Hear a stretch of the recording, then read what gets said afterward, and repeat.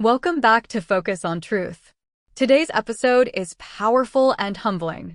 We're talking about repentance for your ancestors, what Scripture says about confessing and turning from the sins of past generations. Let's explore this through the lens of Leviticus 26 and Nehemiah 9. The problem of ancestral sin.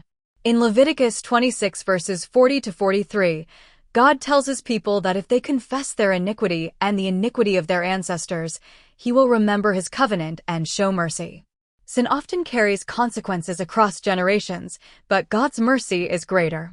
Corporate repentance in Nehemiah.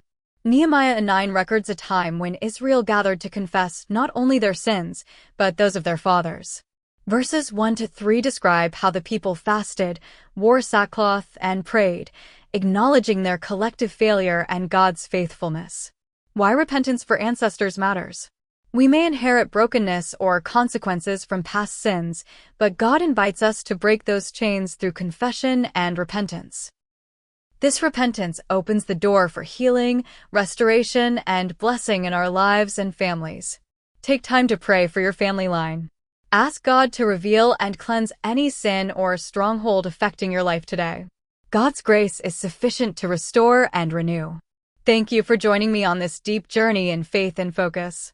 May God bless you as you walk in repentance and freedom. Next episode, we'll continue to explore repentance in everyday life.